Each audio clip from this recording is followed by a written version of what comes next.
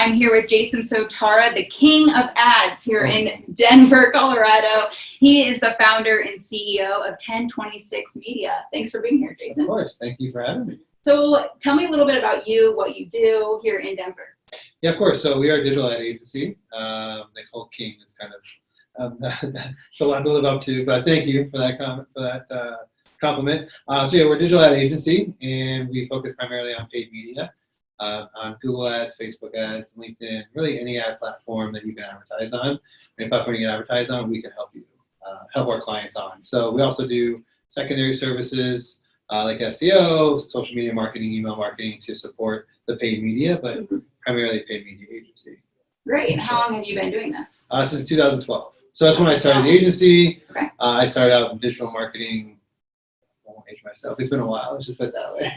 Like right when Google Ads started becoming a bigger play. So what did you do before this? What got you into digital marketing? So my father was in radio, so I grew up in traditional advertising, marketing, and transitioned into the digital world when it became more of the digital side. So that's what got me into it. Primarily, I really like the aspect of being creative, but also using data and analytics. So kind of that blend of two is what really gets me going on a day-to-day basis. Great. Yeah. So what are the type of clients that you work with? Primarily e-commerce, travel, hospitality. We've done higher education, small businesses when they have the budget, which can they're out there. Startups who maybe just got series funding, companies like that. But we usually live in that medium and large size businesses. We work with Fortune 500, as I shared, some of the small mom and pop shops. But we try to, usually it's that company that has one or two marketing people, a leader, and they're looking for additional resources for their paid media, looking for a specialist on the paid media side. So maybe you have like a director of SEO or an email marketing manager, somebody like that, but they don't have the paid media expertise. So that's where we come in and kind of bridge that gap, fill that gap. Okay, so is there a revenue size that you typically work with, or a range? Usually 5 million plus. 5 million plus. Yeah. Okay. Minimum. Okay. We'll make some exceptions, but. Okay. Yeah. So what made you pick those industries? Is it the type of people that need them the most, or do you love travel and e-commerce? So there's a few factors. When it comes to industry specific, the industries, it's really who we want to work with and what's fun. Is when it comes to the industry. So travel, e-commerce lends itself to PPC because of the instant gratification of being able to track revenue. So when you work with a B2B company, sometimes it's like, what's a lead worth? And they're like, I don't know. Like, I've never done those calculations. You'll get those. Where with e-commerce or direct to consumer, like you can put, you spend X amount of dollars in advertising and you drove X amount of dollars in revenue, and you have those calculations there. So when it comes to industries, that's how those are generally. Okay, who do we want to work with? When it comes to company size, it's generally more of when it comes to budgets. And also we've just found a lot of the companies, so I have a nonprofit background, a lot of companies that we work with in the past and currently, they do a little bit more than just make money, which is, everyone wants to make money, it's great. But like, for example, we have a volunteer vacation company. We've done work with a large Scripps Research, which does medical health research, like for cancer and other diseases and things like that. We also have had higher education, so like schools. There's another one I'm missing out on when it comes to the Webster Apartments is a women's only housing in Manhattan. It was created back in the 20s. William H. Macy's cousin. Great story there. Wow. So it's a place for young women professionals to that can live in the city, but with being safe, being part of a community. So working with those type of companies where it's kind of purpose-driven, not necessarily nonprofit, but for-profit, but they're doing something a little bit different and making the world a better place. Like those, naturally, we've been working with more and more in the past, and also looking in the future of who our ideal client is. Okay, great. So I heard when you were speaking there, you were mentioning PPC, SEO, ads. For the people that don't know what all that means, what does PPC mean? What does SEO mean? And why is it necessary to do? Of course. So PPC stands for pay-per-click. It is a word that Google Ads, or Google AdWords used to be called, kind of monopolized in that sense. So anytime you hear PPC, mostly in the industry, it's funny. Funny story about that, and I'll try to keep it short. I have a tendency of doing tangents. Is when I was at a conference doing another talk, actually, SearchCon last year, I was talking to a fellow agency, and they kept talking PPC, and I was talking more social. Like I think of PPC as being any pay-per-click. So whether it's social, display, video, or search, to me that's all PPC. But to other agencies and other businesses, they just think PPC is Google AdWords or search. So there's a little bit of that, and we've played around with that, even internal branding as we're doing our PPC ads and our keywords and what people engage with. It's amazing that people still tend to lean towards PPC as being only Google ads, when in reality, it's any pay-per-click platform. So Facebook ads, for example, Pinterest ads, Amazon, like that's all to us, and how we communicate is PPC. So, and that's different than, you asked how it's different from SEO and email. So we always believe, mostly myself, that you have to have an integrated approach. So you don't want to just do paid media. You don't want to just do SEO. So if you can do a little bit of everything, great. If you don't have the budget, generally people want to start with paid media because it's more of an instant gratification. So you're able to, as I mentioned earlier, to put in specific dollar amounts and see return typically faster than, say, an SEO play or strategy where that's more long-term. You're looking by 6 to 8 months where you're doing content and hoping for Google to pick it up, or you're also competing with other companies. And so there's a lot more than that, that I'm trying to keep it short again. And then email, obviously, from a highest, is probably, I think it's still the highest converting medium. So like you want to have email to support paid search and social and all the different aspects. So, and by that you mean email campaigns? Email campaigns, yep. Okay. So people still love to, like, they'll search. So we find with our clients is using paid media to get the clients to your site, then using social media and display advertising, because Facebook's still a display, technically. If you don't know, that's just a display network. And so using Google to get the traffic to the site, using Facebook to remarket them, and then once you get them as a lead, we get your contact information using a good drip email campaign, whether it's from a B2B side, usually a drip campaign, or, for example, e-commerce, you have a shopping cart abandonment. We've all been there where we're shopping, and we go and like we gotta go take care of something, and we're like, we get an email saying, hey, you left your cart open, here's a 10%. So, if you're smart, you can kind of manipulate the system to get discounts that way. Not saying I do, but so that's another way, like where email can be powerful in addition to. So it's more of that engagement, converting mechanism than it is a brand awareness, traffic driver. Okay, yeah, and you'll help handle all of that. Yeah, we can do it all. Right. Any digital we do. Now we look at our website, you'll see we're primarily paid media, which I'm actually thinking about changing another conversation. But we do have all those aspects. Yeah, all of social media advertising, social media management, email, the whole thing. Okay. Yeah. We just don't do websites. We have resources for that, but if you're looking for like design from a website development perspective, we have resources for that. Okay.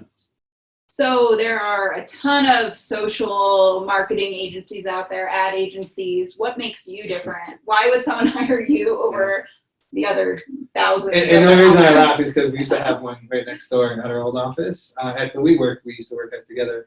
So it's like that's how the industry is. They're everywhere. So I think for us is it's value based. When I say that, not from this old sales cliche, and I know you know that, value based sales. It's more of it's really that personal one-on-one approach that we different. So I like to say we used to call ourselves boutique, but that's been overplayed like everything else. Just kind of you just gotta go with it. But it's really that more one-on-one personalized experience. Like we don't work with everybody under the sun. Like we're very selective who we work with. And so every company gets my cell phone number so they can contact me 24/7 if they have any issues. So it's that personal one-on-one approach. And we treat their money when we take, for example, ad spend, like we treat that money like it's ours. And so it's like everything that we're doing, it's personal to us, even though it's business. It's like every dollar that we're spending for them on behalf of our clients is really like ours. So it really allows us to be his personal interest in everything that we do and make sure that we're constantly getting better, improving. If we have a great month, it's okay, how can we get better? that kind of stuff. So I would say definitely, one-on-one approach. I have 20 plus years of experience in digital and in marketing as a whole. And so having someone like myself leading the strategy also helps, as well as our other team members. But having me as a core and my background and experience is also a factor that you can't get anywhere else. And so I think a combination of those, like we're very creative, we hustle all day, every day, pretty much it seems like. So those are probably like the 2 or 3 main areas of why someone would come to us versus somebody over here or over here down the street. So.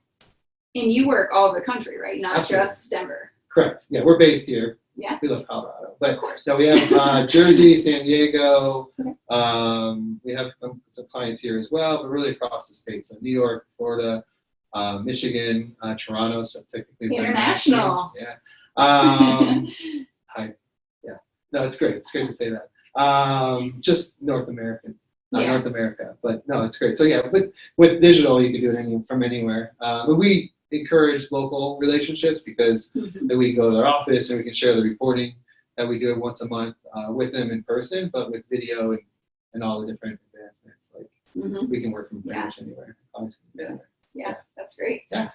So tell me a little bit more about your goals for the future. Are you trying to grow? Do you like where you're at now? What's the plan? Yeah, so I think right now we're in a good place from a foundational perspective where we have a good set of clients, we have great processes, like we're able to really be efficient with everything that we're doing. And so we're absolutely looking to grow, like looking to add more people on, we're looking to add more clients on both sides. So employees as well as new clients, always looking for new clients. Well, we say no sometimes, but most of the time we're always looking for new clients. But yeah, so definitely trying to grow. Grow the right way though, with the right clients. So that's the biggest thing, right? Understanding and determining who we want to work with, I think we've established, and then just getting out there and finding those people, and then being in a competitive space, just fighting for every deal that comes around. But yeah, absolutely, definitely looking to grow. But again, we don't want to be too big to where we lose that personal one-on-one touch, that personal touch. So that's very important to us. Okay. Yeah. Great. Yeah. So do you have a customer story that you could tell us about? A success story? Yeah, I have a lot of them. So I won't go down that there. So I think there's a few different ones. One good one for companies out there. There's two. I want to share two because so if you're a small business and you're watching this and you're like, hey, I don't know, maybe you're doing print media, and you're like, hey, I want to get into digital. Like, I don't know if it really makes sense. Type of questions that you're maybe asking yourself. So one of the success stories is a company as a contractor in New Jersey. He has kitchen, basically home remodeling, so kitchen and baths, does great work, and he also has a painting division from there. And so when we first started working with him, he was doing mostly print, and we got him to do some Google ads where it started.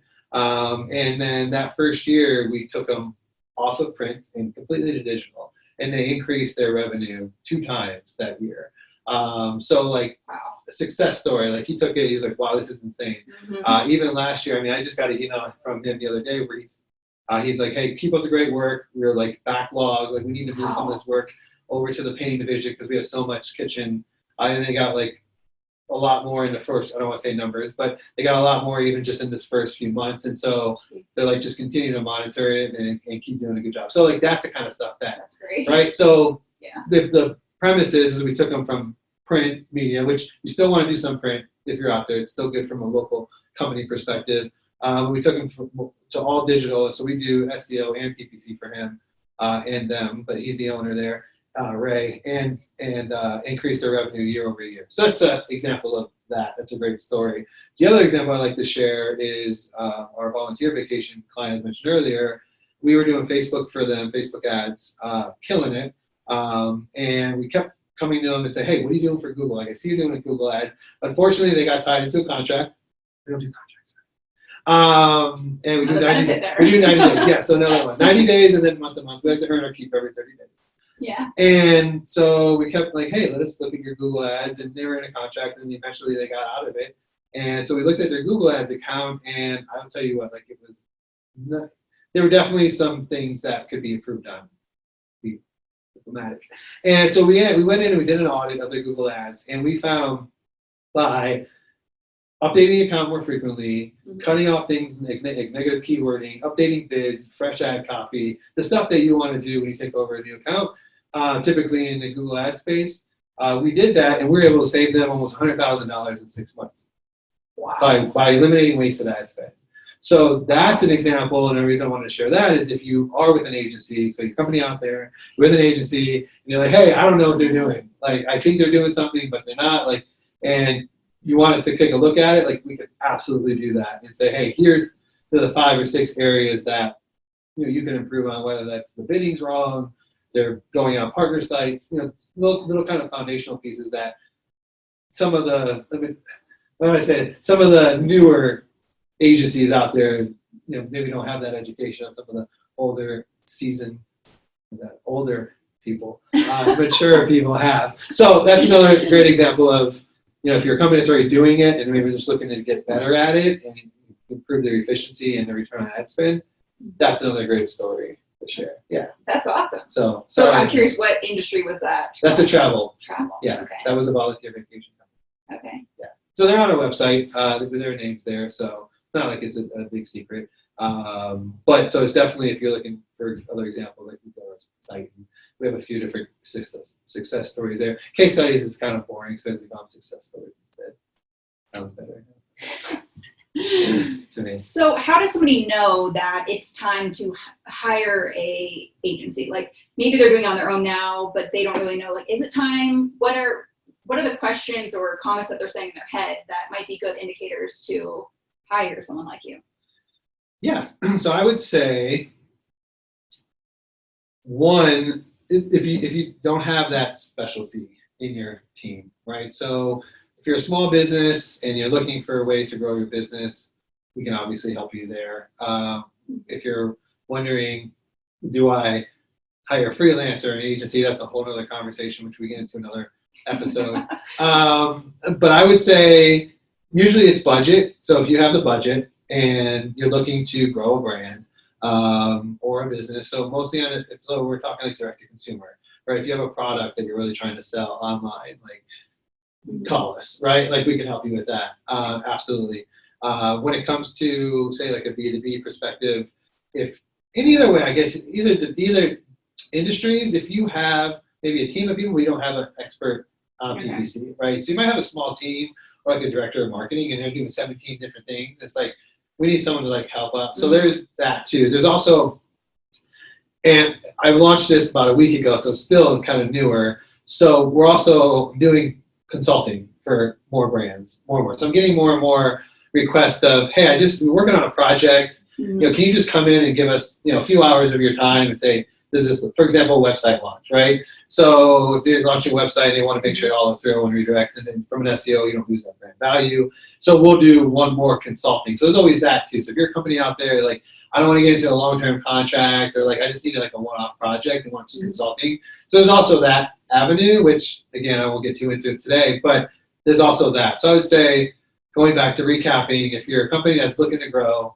looking to either grow fresh, or also looking to be more efficient with your ad spend or with the money that you're spending now on marketing and advertising, then call us and we can. So it would be a few different examples. There's a lot of different ones, but I'm trying to keep it like streamlined for this conversation. So you gotta keep me aligned. Yeah. Did that answer your question? Oh yeah, it does. Okay. Yeah. And you mentioned B2C and B2B. You do both? Yes. You help with both? Yeah. Okay. Yeah. Paid media lends itself more to B2C, direct to consumer. So business to consumer or direct to consumer. Because of, as we were sharing, like, you usually have a bigger marketplace. You're usually going to the masses. You have a bigger audience. Depends who your client is. Yeah. The client of the client. right. The customer of the client, right? Yeah. Versus where if you're a B2B, I'm not saying all the time, but a lot of times you're usually your niche, right? You're usually selling, whether it's mining equipment or you are a healthcare app, right? Like, usually, or you're maybe somebody who's doing like nurse recruiting, right? We've had that before. We can still do it and be successful in it. It's just a different approach because you're working with a smaller pool of people. And so that's why it's like, you have to have a good strategy for that, which is not the same as different platforms needed. Different platforms, but also different messaging, right, different strategy. Yeah. So for example, B2B lends itself more to email marketing and post engagement versus like B2C, like, okay, I go to your site, I see it has good reviews, it's priced right, like I get free shipping, I'm gonna buy it. Right. B2B is like usually bigger ticket items. So it's like, oh, who have you worked with? Like, let me see a presentation, a demo, right? So that kind of stuff. It's a longer sales cycle, exactly. Where B2C is like, okay, or direct consumer is like, okay, I'm gonna buy your product. So and it's important to know to have different strategies for both. Otherwise, you're not gonna be successful. So that is important. Okay. Yeah. So how do people find you if they want to know more about what you do, you as a person? How do they find you? I try to be hidden. No, I grew a middle child, and my older brother was always a quarterback growing up, and so I always was in that kind of that secondary. I like to play running back and receiver anyways, but I was kind of in this like a kind of a vice president role growing up, and so for me it's different, and that's why I'm like doing things like this is great because I don't get out there as much as I should. I'm more behind the scenes type of guy. Like, let me get my hands dirty, get the work done. And that's why you're in ads. Right. Makes sense. Exactly. Right? Yeah. I don't need to see my face everywhere. But I understand as an agency owner, as a business owner, like that's something that's very, very important to get myself out there. So to answer your question more directly, you can find me on any social channel. LinkedIn is usually a good network to connect with me on. 1026media.com. It's TEN26media.com. By the way, if anybody was curious while they're listening, that's my wife's birthday. So that's where the name comes from. Oh. Awesome. So there's a lot of numbers in the agency world. So yeah, and then you can find the number on the site, or email me directly from the site. That's probably usually the best. Or Instagram and Facebook as well. But any one of those options. Okay. Yeah. So the most important question I have for you is about your dog that you invite all the time to your office. Yes, he is. Where is he? He's sleeping over there. Okay. Yeah. Yeah. I love that guy. Now, yes, you guys are gonna have to come in and meet Milo. He's the cutest little dog ever. Yes, Milo is our world. So we don't have kids, so he is our kid, and he's 11 going on 3. He'll be 11 next month. And yeah, no, it was definitely one thing with him around, like he had some surgery last year, which was a little sketchy in August. So like now it's nice to have him like fully healed and focus back on work. It definitely did. There was a rough time there with him, but everything's good now. So yeah, I'd love being able to bring him to the office. He's not on camera, but you can find him on Instagram more than I am. It's Corgi Nova, like Casanova. So if you want to check his pictures out, some of his office excursions. We'll put it below in the comments. Yeah. At Corgi Nova. But yeah. That's great. So any last tips that you want to give the audience about anything ad related? Before I go, there's a few little fun questions I want to ask you before, but related to ads. Is there any last minute tips? I would say just be, when it comes to, I'm trying to figure out if it's, okay, if you're looking for an ad agency, what to look for, or like just ads, just watch where you're spending your money and where your dollar is going. Or hire somebody that's going to do that for you. How's that? Yes, I like that. That's good. Yeah. That's good. So you choose. It's like choose your adventure. Some other conversation. But we were in the bookstore this weekend and we saw those choose your own adventure books. Yeah. Which are really cool growing up. But yeah. Anyhow, yeah. So I always like to end these interviews with some fast action questions because, as you know, people buy from people, not from businesses. So yes. We know a little bit about you already, but let's learn some fun facts about you. So are you a coffee or tea person in the morning or something else? Coffee. What kind of coffee? Straight black. Yeah. I didn't do that back in the day, but my wife got me into that. So now, small thing, I do intermittent fasting, so I don't eat till noon. And so, but I can have coffee, tea, or water. And so like I have to have my coffee. So yeah, 2 cups in the morning and then 1 in the afternoon around 3. What time is it? It's around 3. No, it's close to 3. And so yeah, but coffee to answer your question more directly. What's your go-to adult beverage? If I can turn the camera, I should put it over here. There's a sign that says like whiskey, come say hi. Whiskey is bourbon. Whiskey is one of my favorites. Blanton's is actually one of my favorites. 1792 is another good one. That one over there is Lock & Co. That's a rye. But yeah, so whiskey is my go-to drink. I'll grab it. Yes. She grabbed the sign too. The sign is even funnier. She put the sign behind me. So here is whiskey lover over here. Yes. So is there a good whiskey like restaurant or bar that you go to in Denver or anywhere surrounding areas? There is. I usually drink at home by myself. No, I'm totally kidding. That was a joke. No, I'm trying to remember a few because I've been to a few places. Whiskey Fox Trot. Whiskey Foxtrot. Yes. Yes. That's one of them. There's some in Cherry Creek too. That are nice, but there's what I like is speakeasies too. Like that's really cool. Like going kind of behind under making sure it's not blocking me. Underneath the kind of secretive, and I always try like different whiskeys and bourbon. But there's probably a few other places I'm leaving out, but they can pay me for doing the shots out first. So what's your favorite cuisine? Food wise, yeah. Oh man, it's so tough. So growing up, I used to love chicken parmesan and lasagna. I like Italian food. It's like my go-to. I love Italian food, so that's the one. But I really like Asian food too. So sushi is great. Trying to think of like a go-to. You're naming food. So many different types of cuisine. I know. I'm like, all right, I gotta choose one. I'm gonna choose Italian. How's that? Yeah. But I am Polish, so I have to choose. No, I have not been Italy. Gotta go. But Polska for any Poles out there. Yeah. So that Polish food is always great too. But you don't find that as much as out there. Oh, there is Kinga's in Denver that you should check out if you're looking for great Polish food. What was the first concert that you went to? I think it was Ludacris and Outkast. Yes, that would be good. It was awesome. Been to Outkast a few times, seen Ludacris a few times. I was raised in Florida, so it was Southern hip hop. That's what I grew up on in the 90s. So like 90s hip hop. I don't know if that's a question, but that's a good question to ask me. 90s hip hop is like that's my go-to. So I think I think that was my first one back in the day. It was good. It was in San Diego. That was in San Diego. It was a while. It was like I didn't go much as a kid. Okay, well, I could change that. So I'm just going to leave it at that one. But there were other ones when I was younger. I went to my father was in radio. So we used to go to a lot of concerts. It's like I saw like Three Dog Night and like the Monkees and like was actually met those guys too. Davy Jones. So like that's like going back. Yeah. So like but I was younger back then. So I remember them to a certain extent, but I think Ludacris and Nelly is better in Outkast. That was your first. So. Yeah. Well, I think always memories. That was my first like adult one. How's that? That was my first adult. Okay. Yeah, I don't remember what my first actual one is. So we'll get a different question in there. I'm just kidding.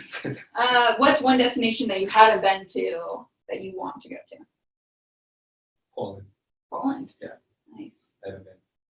That'd be great. Just to see where my ancestors are from, and so there's still a lot of like questions out there about like, did they change their last name because it was like hard to find people back in Poland in that day from ancestry. But yeah, so Poland would be my answer. All right, so final question. All right. If you weren't in ads or marketing, what would you do? Well, I've always wanted to work for a sports team. So Okay. I'm a huge sports guy. Like as the athlete? So like, well, yes. So one of the little things about me is when I was growing up, I always wanted to be, my goal was to be the first triathlete, professional 3-sport athlete. That was like my thing growing up. Yeah. So that's a little tidbit, a little extra thing. But I would say working, so eventually back in the day, yes, playing for them, but now like a GM, like a general manager or like a personnel, a director of personnel would be very cool. Like what John Elway does for the Broncos, like that would be so fun.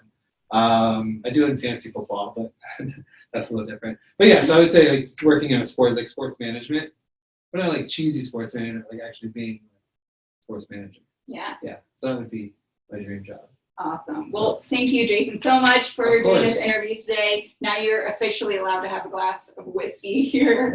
Thanks, everyone, for tuning in. Subscribe below to watch more entrepreneur interviews. Thanks. Bye now.